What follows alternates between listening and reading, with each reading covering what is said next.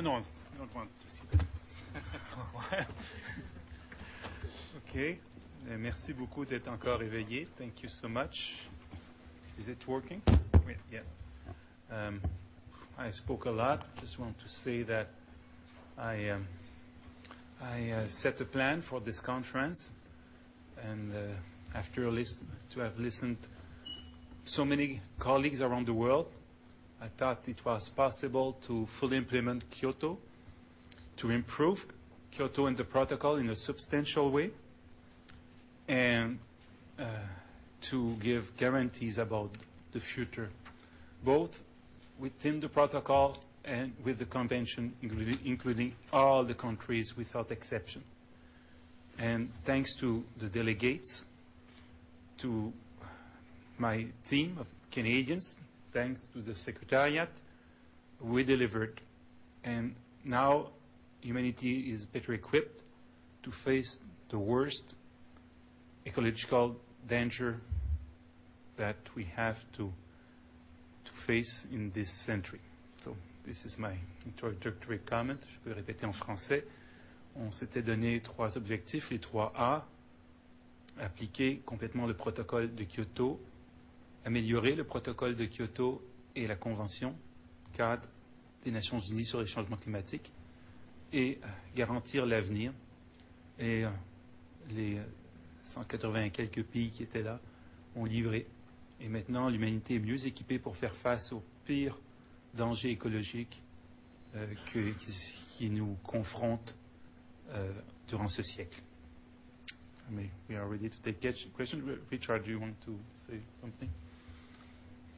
Yeah, if you would like to go to the microphone, please. Does this agreement effectively mean that the rest of the world is moving without the United States, given the weakness of the wording in the COP? I don't think there is any weakness in the wording. It's what it's supposed to be. It's a dialogue where we will free the imagination. Let me tell you, so many of my colleagues, so many experts, so many NGOs have ideas that are so difficult to discuss in a context like this. It's not completely true. It's discussed in the parallel events. But in the conference as such, we are a bit in a very jungle of process and procedures. And so this forum is needed, let me tell you. And the fact that we have different approaches is not an impediment to, is not something that will stop us to have good exchanges. Quite the contrary. It's true that I would prefer to see the United States within Kyoto, but short to agree about that, we still have a planet to manage, and we cannot do it without the most powerful country of the world. But if all they're agreeing to is discussions that will not lead to negotiations, that will not lead to commitments, what are they really agreeing to? Because these discussions may lead to ideas that will be negotiated in other forums than this one. It's the way it will work. It may convince Canada, United States, and other countries to start a new initiative that we would not have had otherwise. It may help us to bridge with the private sector that is so willing to move. It may create a new idea about the way to speed up the CDM, even more than what we have done this time, and so on and so on. We have a lot of ideas, let me tell you, that are dormant today.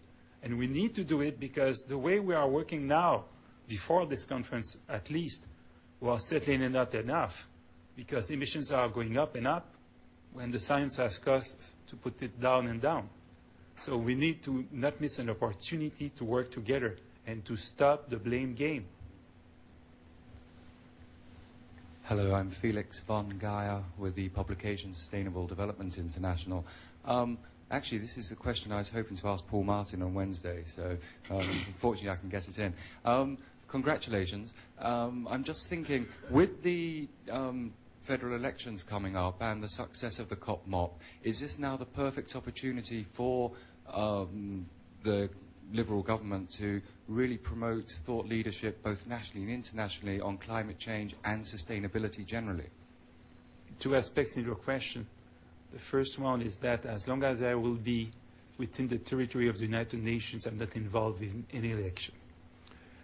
The second one is that whether there is an election or not, each government must become more than ever a leader of climate change. And we in Canada, we need to stop these, to see these emissions going up. They must go down, and fastly, because we have the toughest target of all the Kyoto countries. We have been very courageous to take it in a context like where we are alone. We are not in Europe. Neither the United States, neither Mexico have any mandatory targets. And our industry was a bit nervous because of that. And despite of it, we have regulated greenhouse gas emissions a couple of weeks ago. And we will start our cap and trade system next year. So we are very committed to act and to do our share. Bonjour, Monsieur Dion. Ruth Loisel de Radio-Canada. Je voulais savoir, Monsieur Dion, on a craint toute la semaine que les États-Unis, finalement, ne soient pas partis. Bon, ils ne sont pas partis de Kyoto, c'est très clair, mais à quoi vous attendez-vous à partir de maintenant du fait qu'au moins ils ne sont pas complètement sortis de tout ce processus-là? Bien, j'aurais bien voulu qu'ils y entrent complètement. Mais au moins, on a établi un dialogue avec eux qui va être certainement plus fructueux que si on ne l'avait pas eu. Avec les Australiens aussi, qui ont bougé beaucoup plus vite, mais qui ont sans doute aidé les Américains à bouger. Et il faut se rendre compte aussi que beaucoup de pays craignaient ce dialogue. Il faut se rendre compte à quel point les pays avaient un peu accumulé une méfiance réciproque au fil des années, parce que beaucoup de pays du tiers-monde craignent de se voir imposer une cible quand des centaines de millions de gens chez eux n'ont même pas accès à l'électricité. Les pays qui ont une cible, comme le Canada, l'Europe, le Japon, la Nouvelle-Zélande, se trouvent parfois bien seuls et leur industrie leur rappelle. Alors il y a un peu ces dialogues de sourds qui se sont accumulés au fil des ans. Et là, on l'a rompu en établissant ce dialogue tant au sein de la Convention qu'au sein du protocole. Et ça, c'est une très grande réussite. Et on l'a fait aussi avec les Américains. Justement, concrètement, est-ce que ça va permettre, par exemple, aux Américains, pas sous Kyoto, mais par d'autres mécanismes, de peut-être participer, pas nécessairement directement à la bourse du carbone, mais par des entreprises éventuellement ou les mécanismes de développement propre, par exemple? Est-ce qu'ils peuvent mettre de l'argent, même s'ils ne sont pas partis de Kyoto? Ça, je pourrais peut-être laisser Richard répondre à cette question plus technique, mais ce qui est sûr, c'est que les États-Unis, c'est un monde en soi, c'est un monde très riche. Vous avez vu, on les a fait venir à Montréal, hein, les maires, les entreprises, et on ne peut pas passer à côté de ça. On est obligé de travailler avec eux parce qu'il y a trop à aller chercher là-bas, y compris avec l'administration américaine, même si on a des désaccords avec elle, l'administration Bush. Il faut travailler avec eux. Et j'entretiendrai toujours, tant que je serai en poste, d'excellentes relations avec Mme Dobriansky. On les a nouées au fil des années. Je ne dis pas qu'en un an et demi maintenant que j'ai cette responsabilité. Je ne dis pas qu'on est d'accord sur tout, mais on n'a pas d'autre choix. Il faut travailler avec les voisins américains. So I'd like to pass that question then on to Richard Kinley. Le CDM. To what extent the United States can get involved in emissions trading, CDM, etc.? Pour le moment, ce n'est pas possible pour les non-partis à Kyoto de participer dans le marché de carbone.